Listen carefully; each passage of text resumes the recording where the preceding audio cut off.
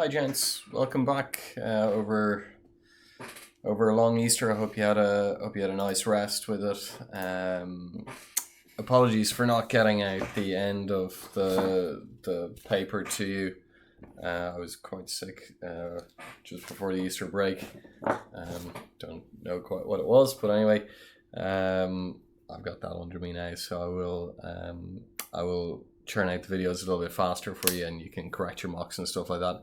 We can talk about the future of the junior cert maybe in another video. I won't dwell on it now. We'll just get straight to work. So look, I'll pick up where we left off, which was question 9 on your mock. So this is paper 1. I actually did paper 1 in class, so I'll go through it just really quickly. Question 9 here, it says volume is equal to 1/3 pi r squared h. I'm a fan of just writing, if you've got fractions, writing everything else over 1. I'm just doing top by top by top, bottom by bottom by bottom. So pi r squared h, and the bottom is just 3. It says rearrange the formula to find the radius in terms of everything else. We want r equals. So what's the plan here to get r equals? You should be multiplying both sides by 3. So we get 3v is equal to pi r squared h. What we should be trying to do now is to get r on its own. So first thing to do is to get r squared on its own. Don't go square rooting first or anything mad like that. Divide both sides by pi h. So we get 3v over pi h, and on this side we just have r squared, which is what we wanted. So now that we have that, we just want to go from r squared to r. So we square root both sides. Now, if this was just an algebra question, you would do plus or minus that there. Don't forget that bit. Just remember, if I told you r squared was 9, and I asked you what when multiplied by itself gives you 9, yeah, 3 does, but also minus 3 does. But if we're talking about a radius, you can't have minus 3. So we'll just take it to mean the plus value there, but just watch out for it. That's what they want. Use your answer to this part to find the radius if the volume is 120 pi and the height is 10. So they're just getting you to fill this in. What is the radius if? So 3 times the volume they're telling us is 120 pi, 120 pi's, and the bottom bit is pi by h, and h is 10. So you can just grab out your calculator if you want, or you can think about this. The top bit is 360 pi's, bottom bit is 10 pi's. Pi divides into pi to leave you with 1, and 10 divides into 360 to give you 36. And 36 is, of course, 6. It's plus or minus. 6, no it isn't. It is just plus 6. It is the radius. So we can say that r is 6, and put in the units. It is centimeters. That's what it is. I wonder, should we put the centimeters in the other one? Maybe not. Okay, question 10. We'd already done that. That's why I was just going through that so quickly. Just remember, of course, you can pause, try it, whatever. Express 135 as the product of primes. So did you remember this from first year? The answer is maybe not. Okay, 135. What it says by product of primes, it wants you to break it down into what multiplied by what multiplied by what, and it can only be prime numbers that gives you 135. So for instance, what we could say here is that it's very clear that 2 doesn't divide in. 2 is the smallest prime, and do try and start off with the smallest primes maybe. 2 doesn't divide in. 3 I'd say does. In fact, maybe we can do a quick little check. Yeah, if you add 1 plus 3 plus 5, that's a nice little check if 3 divides in. If you add the digits in the number together and it's divisible by 3, then so too is it. So it's divisible by 3, but look, I saw that 5 divided into it first, so we'll just break that down, and it's 27. 5 by 27. And we can break down 27 into 3 by 9. Remember, 9 isn't a prime number yet, and there we go. Those are, so you can write it as 3 by 3 by 3. Those are the products of the primes by 5, or you can call it 3 cubed by 5. Those are the only prime numbers that multiply together to give 135. It's kind of, it's unique. That becomes important in college. It's a sort of like a DNA code. It is absolutely unique to that number. There are no other prime numbers that will multiply together to give 135. So that was question 10A. It says, during World Book Day, Mr. Kenny distributed 135 pencils. Looks like we're carrying on from that. And 90 bookmarks equally among the students in his 2 English classes.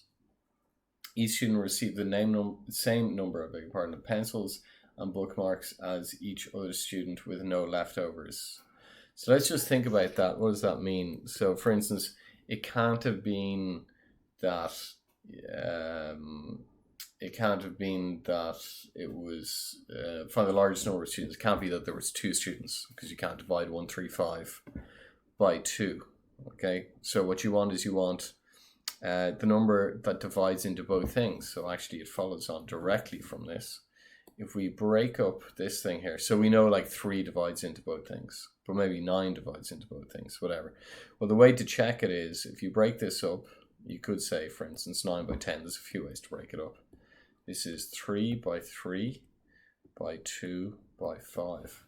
So 90 is 2 times 3 times 3 times 5, or it's 2 times 3 squared times 5. And if you check what's common between the two of them, what divides into both things, well, 3 squared divides into both things, and 5 divides into both things. So this tells you what is the biggest number that divides into both things. So that's 9 by 5. That's 45 divides into both things.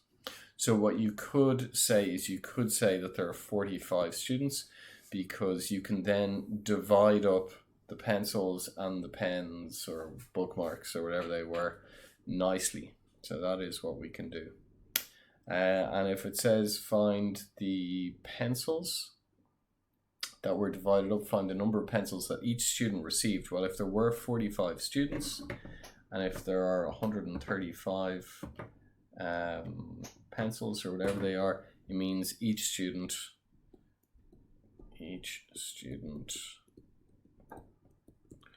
gets 3 pencils. And it would also mean, although this is not the question, 45 divides into the other one, each one would get 2, whatever they have bookmarks. Okay. The point is that 45 divides evenly into both things, and this is a nice way to find it. I mean, you can just search for it manually, but this is a clever way to do it. You did, or at least should have done that in first year, but boy is it forgettable when you're in the throes of third year. But anyway, there you go. That's that was question 10. Question 11. On a given day, David travels from his house to school. After school, David goes on to his part-time job. The ratio, okay. So from his house to school, and that ratio of his school to his job is 5:6. David rides his scooter at a constant speed. Okay, I'm going to do that over here. Speed is 15 kilometers per hour, and the time he takes is 10 minutes. Now notice the one's in kilometers per hour and the other one is in minutes, so we should change that into hours. So that's 10 out of 60. Okay, so it's 1/6 of an hour. Better way to think of it. Okay, because we need things to be in the same units in order to be able to correctly do it. And it's going to ask us what distance, so we use our famous triangle. So distance traveled, distance is equal to speed by time. So distance is equal to 15 times 1/6. So that's 15 over 6, and those are kilometers. You can also call it 2.5 or 2.5 or whatever you want. I wouldn't leave it as 15 over 6, whatever I do, because top and bottom are divisible by 3.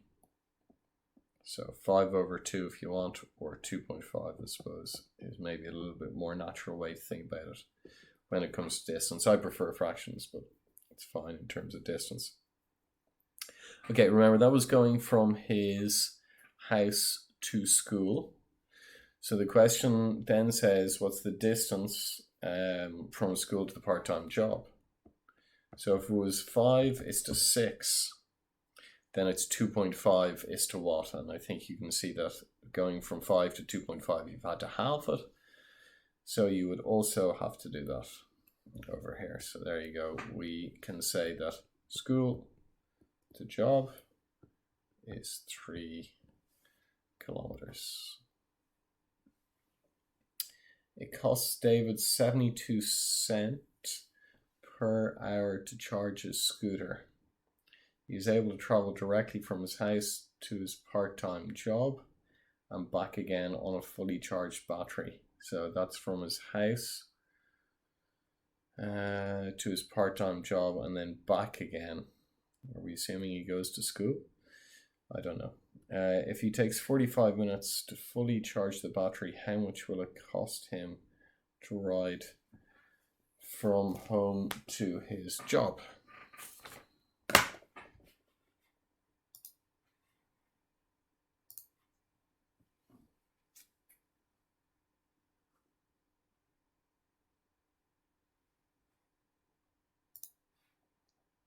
Okay, I really had to think about that because that's a bit of a tongue twister as we go along. So I think I know what's going on here, but hopefully I'm not misinterpreting it.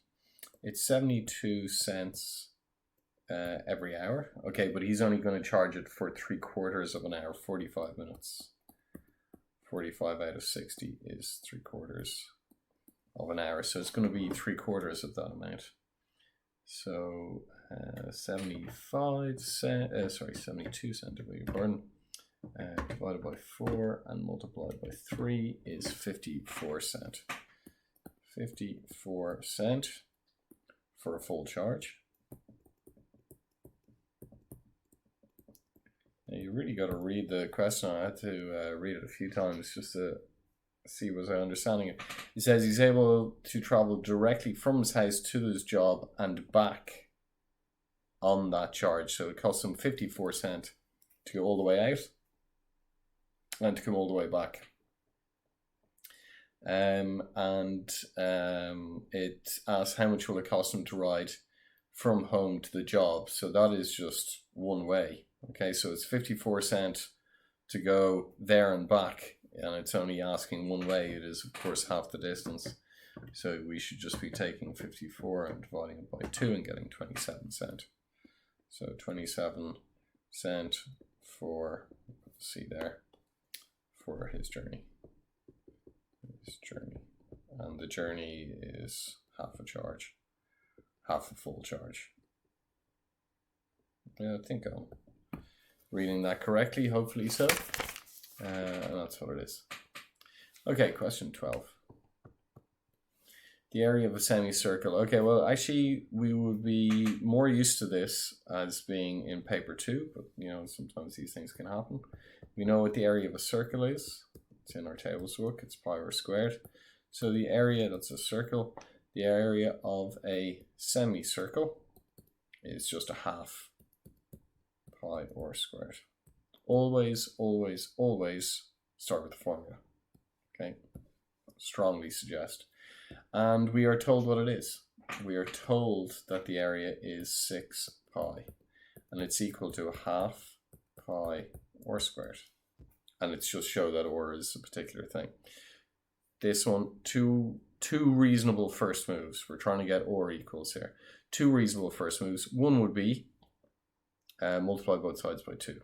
And the other one would be, let's immediately divide both sides by pi. Both of them are reasonable things. I'll just double it first, I guess. We get 12 pi. It's a waste of ink or whatever the computer equivalent of ink is. Multiplying both sides by 2 pi r squared. Dividing both sides by pi. We get 12 is equal to r squared. Remember, they're asking us to get what r is. So r is equal to the square root of 12. Again, the calculator will do this, but I would love you to know that you can break it down into that, and sure, they give you the answer anyway. So what else could it be? 4 is equal to that. Don't forget the units. Again, it would have been plus or minus, but we're dealing with the radius. So that's that. They give it to you, all good. Hence, find the perimeter of the semicircle. Now, normally we would talk about the circumference of a circle. Circumference of a circle is 2 pi r. And to talk about the circumference of a semicircle, it's obviously half that, it is pi r. But we need to know something here. This would be the circumference of a circle is the whole way around. The circumference of a semicircle is just that. So if they're asking for that, that's fine, but they're asking for the perimeter, which also includes this and that's a radius, and that's a radius. So what we should be doing here is we should be going to find out what is this thing here. Circumference of semicircle is equal to pi times r, and we got r was 2 root 3. So it's that many pi's, but the perimeter of the semicircle is going to be that. We'll call it 2 root 3 pi. And we need to add on a radius and a radius. So we need to add on 2 root 3 plus another 2 root 3, or you could just have said 4 root 3. Just be careful, there's a little pi in there, so we can't do too much. You could say 2 root 3 pi added to 4 root 3s. Okay, you could say that. And it just asks us to 2 decimal places, so I would just throw that into my calculator and nothing else. You could factorize, I mean, don't think I would recommend it, but you could factorize out, sorry, what am I saying? You could factorize out a root 3. Okay, how many root 3s do we have? We have 2 pi of them, and we have 4 of them. So we have 2 pi plus 4 of them, that amount of root 3s. But you know what? Just no need to complicate the thing. So let's see if I can use my calculator here to do it. 2 pi plus 4 and root 3. That comes out to me by saying that the perimeter of the whole thing is at 2 decimal places, 17.81, and they're centimeters. Okay, much more typical paper 2 topic. There you go. It happens. It happens. Okay, question 13. Again, not so easy to do on my computer here, so maybe I won't do all of it. I'll just do some of it. What we have is we've got company A, and it says that when you invest €1, A of t is equal to t squared plus 1. Now, what does this mean? This means t is time. Okay, so you're going to place in numbers. This is after however many years, like after 1 year, after 2 years, after 3 years. And A of t is how much you get back out. So you can just think of it as y is equal to x squared plus 1. It's an input, time is your input, and you're getting something out, y your output. Okay, you can think of it like that if you want to. And we have b over here, and it says b of t is equal to 2 to the power of t, like that. And again, a different y and a different x, okay, 2 to the x. You can actually just use your calculator now to do the old function table, but I encourage you to understand this. Okay, we're putting in 0, 1, 2, 3, and 4. So time is t, it's really our input, and y, which is a of t or b of t. Yeah, we're going to need a different one, different y, b of t. This is how much money you're getting out. Okay, it's what your investment is worth after however many years. So I suppose it's really just money on one side here. Now it's just how much €1 makes. So if you're investing 10,000, which these people are, it's just 10,000 times whatever this value is. Well, look, if you put 0 in here for t, it comes out as 1. So if you put in €1 after no time, you have €1, shockingly. If you wait a year though, in this case, if you place it in here, you'll see that you get €2. If you place 2 in here, 2 squared plus 1, you get 5. You place 3 in, you're going to get 10. You place 4 in, 4 squared plus 1, you get 17. That's what you get. What type of pattern is that? Well, look, it's got a t squared plus 1. So you should know that that is a quadratic. If you weren't sure, you could do the little test that we did, which is what's the first difference? Plus 1. What's the second difference? It's plus 3. What's this difference? Plus 5. What's that difference? It's plus 7. So the first difference is different, but the second difference is all plus 2. Okay, if the second difference is the same, quadratic.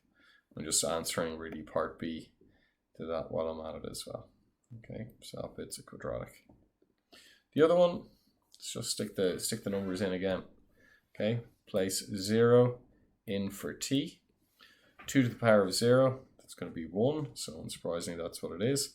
And what they want us to do now is place 1 in there, so 2 to the power of 1 is 2, 2 squared, 4, 2 cubed is 8, 2 to the 4, 16. What type of pattern is that? Well, we should all know the name of this pattern now because they're banging on about it on the news. This is an exponential. Exponential.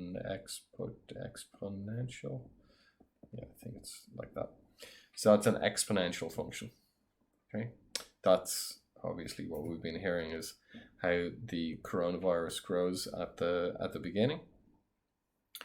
Notice here that after 4 weeks, because they do ask it now, they'll ask us to graph it. Just remember when you're graphing it, X is along the bottom, which is time, and the other one is are your Y values. That's your investment in thousands. But it says if you want to cash out the investment after 4 years, who should you invest with and why? Well, after 4 years, if you go with A, you're going to have €17, but if you go with B, you're going to have €16. That's if you invest €1. So remember, multiply that by 10,000. So 170,000 versus 160,000. So obviously go with A, and it then asks you if you're cashing out in 6 years, who should you go with?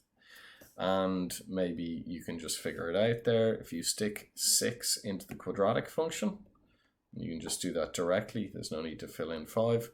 So if you fill 6 in there, so skip 5 and go to 6. Well, 6 squared plus 1, it's going to be 37. Whereas this one here, it's going to be 32 and 64. So quadratic growth, that's fine.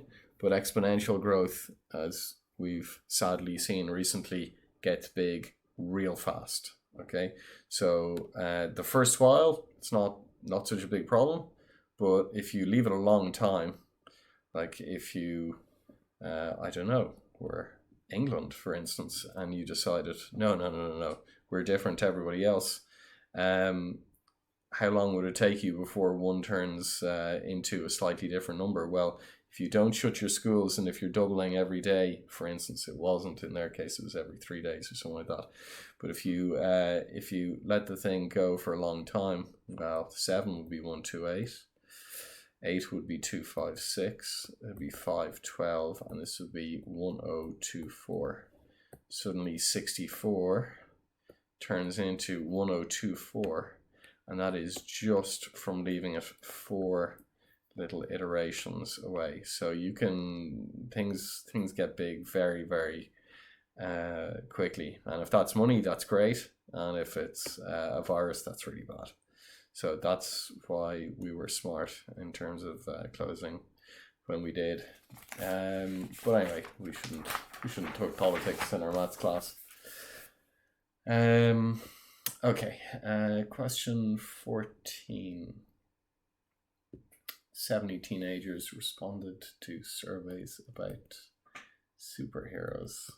Nice to see that Educate.ie are down with the kids. Who do we have? Batman, Superman, and Wonder Woman? By those things, yeah. Okay. They're going to ask us to fill this in, so we may as well write it out first of all. So we have Batman, Superman, Wonder Woman. 70 teenagers responded to a survey. So there are 70 people in the universe. 30 liked Batman. Do not write in 30 there. That is the thing. There are 30 people who like Batman, but some of those will also like Superman. Some of those will also like Wonder Woman. And some of those will like Superman and Wonder Woman at the same time as liking Batman. So don't put 30 in straight away. Just know that there's 30 people going to be in all of that, in the whole thing. Okay. 8 liked both Superman and Wonder Woman. So yet again, don't fall into that thing there. When it says that there's 8 people, there are 8 people in there. That's the overlap between Batman and Superwoman. So it's actually in there that 8 people will be. We can't say too much about that. X liked Batman and Wonder Woman only. Aha. So there are X people in there. And remember what we said? We said that there were 8 in all of that. So if you just have a little think about that, if this was like 1, that would mean that that's 7. Okay, now how would we get 7? You know, if that was 1, well, we know that there's 8, so you take away 1.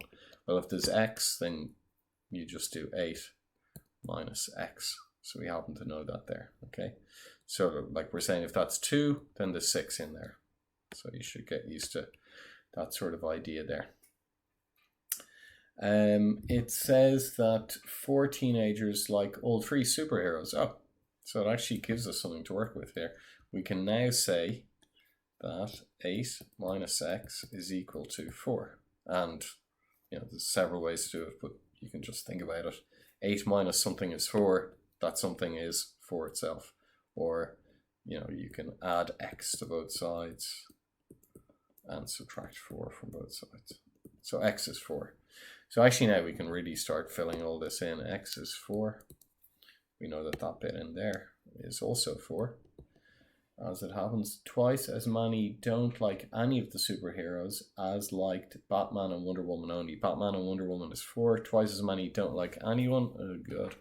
Sorry about that. Twice as many don't like anybody, so twice this number don't like anyone. So those are 8 sensible people. And surely we have a little bit more to go on, do we?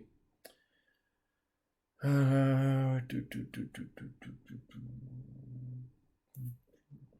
feel like I missed out on something. Okay, we're told that there are 28.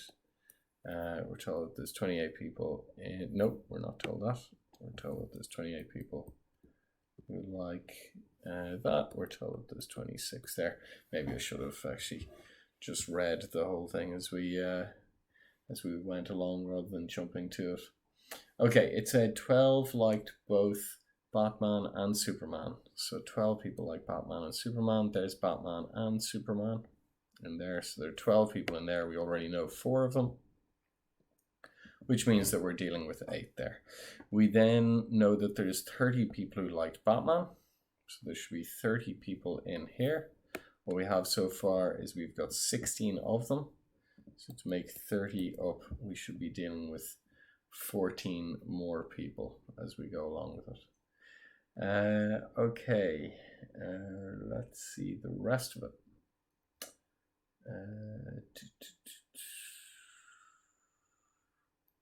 Right, this next little bit might be a little bit. I was going to say it might be a little bit tricky, except we weren't asked that. We were just asked to find the number of people who like Batman only, and that we've already got is 14. Okay, what we might just do though is we might just have a little look, see if I missed anything, because it did say represent the following in the Venn diagram, so we might want to just put together what we have already. So what we have already is we've got 30 people who like Batman. We've got the 8 other people out there, so we got 38 people, and we knew that there was 70 people in total. So if there are going to be 70 people in total, what we would see there is we would see that there's what, 32 people unaccounted for. So there are 32 people who live inside of that region there. Okay, 32 people who live inside of that region there.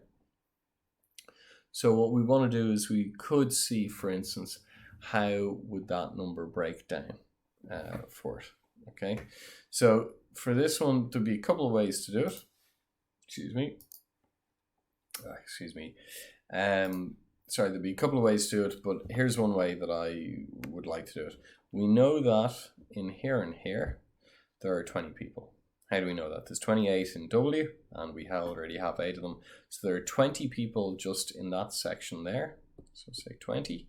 And if I pick a different color, in this section here, remember there are 26 in all of S. We have 12 of them, so there's 14 in there. Now if we add those two things together, we get 34 people. But we know that we're only missing 32. So that tells us that there must be a nice little overlap here of 2 people. So watch how this works out. We can fill in 2 people in here. And it means that if we just look at W there, we've got 10 people already accounted for, which would make this 18. And in our other one, we've 14 people, which would make that 12. Now if we add this together, these ones together, we see that we get 32 people. Those are the missing 32 people, and you can add everything up there and it will equal to 70. Okay, so that, I suppose you would have to put that in because it did say represent the information on the Venn diagram. I have to kind of chide myself a little bit on that. I didn't really do it in order, and it's probably a good idea just to read through the whole thing correctly just to do it.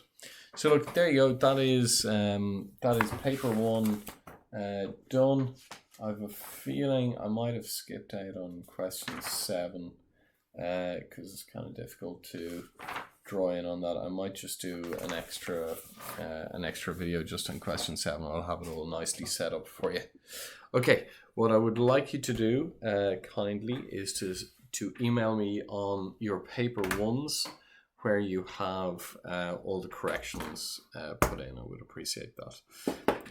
So if you want to, I think it's probably best just to email me on Teams, or else to do it on, or else just to send it to my email address at d@gonzaga.e will be fine. Okay, gents. Hope you're keeping well. I will do out paper 2 soon. We'll pick up the pace now that we're feeling good and back on course. Okay, take care. All the best.